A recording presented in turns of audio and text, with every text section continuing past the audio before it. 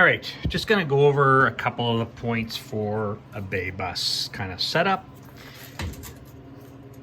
just to make sure it's nice and clear if anybody's gonna be getting into this.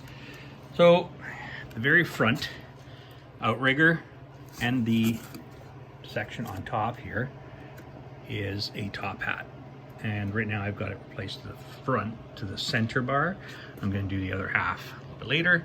Then we have two posts that are kind of like an I-beam. Essentially it's a piece of square tubing, cut it in half, put them back to back, and you kind of get a bit of an I-beam. I don't know if you can really see in the hole there where the two pieces touch, but try and get some light. An idea kind of what it looks like. So it's just an I-beam like that, right? So there's two of those, there and there. Then we got a top hat, open on the bottom, and this is the center one. The next one back is another top hat on top of an outrigger. I'm going to be replacing the end of it because it had a rust hole up here by the floor.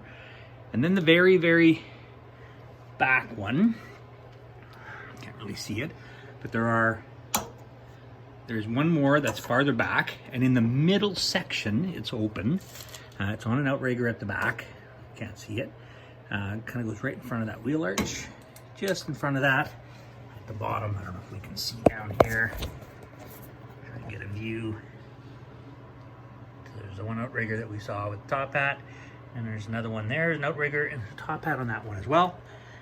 In the center, it's open at the bottom because there's no cross member around it, but it's kind of boxed in normally, that one, and you can get that one. CIP and Concept both have a boxed in cross member support.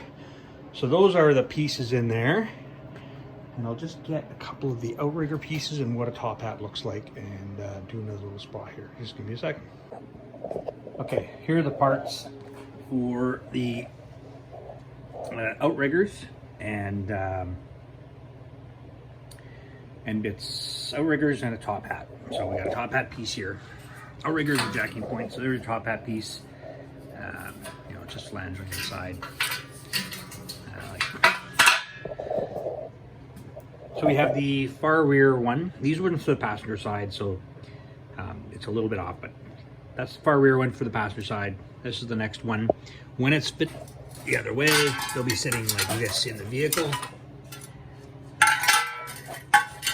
So it's kind of sitting like that.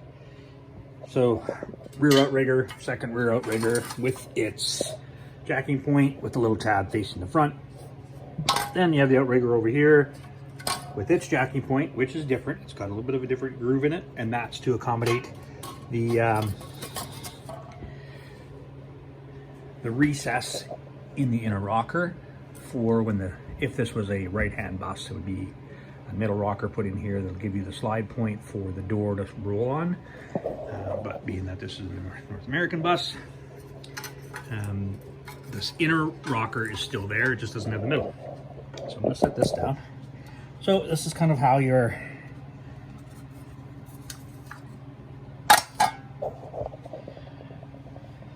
outrigger, jacking point, this can be in or out, and it depends on if your top hat is there. It's very easy to get this to line up with where the top hat is to get your flush fitting. And then of course the bottom track down here, this area is where the inner sill will rest on that part.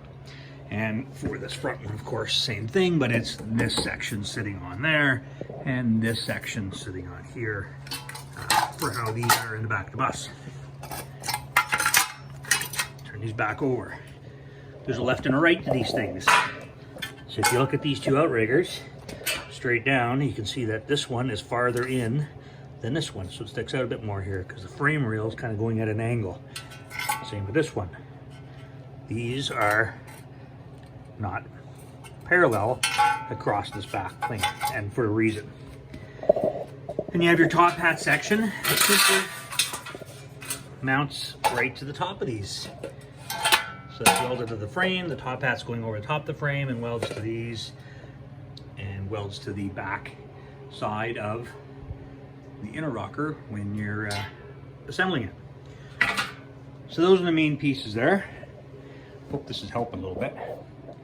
I was asked about where to get my side panel. I bought this one from Heritage Auto Parts.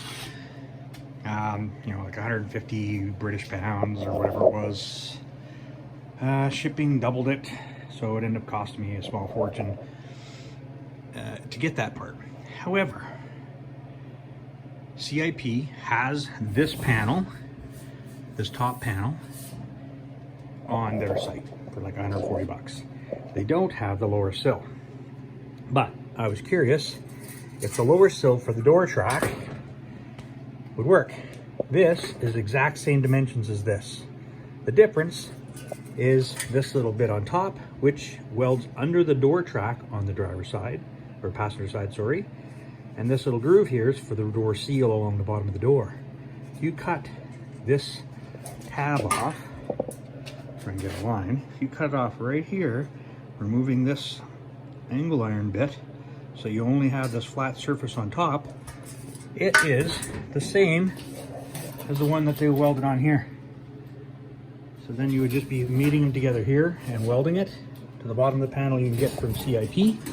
Say they're out of stock right now. It's on their website. If you can get one of those. I wish I had gone that way because it would probably save me about freaking,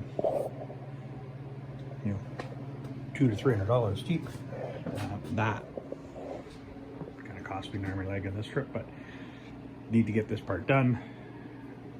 Gotta do what you gotta do when you gotta do it, so that's what I did.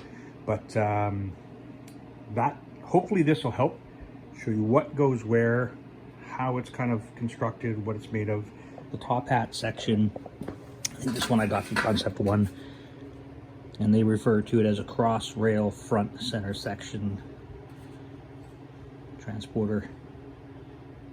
Yeah, transporter 6972. Crossrail front center section, and CIP has them as well. At any rate, hope that helps. I'll post this, and that way, if anybody has a question on how these pieces go together, hopefully this will help out. Cheers.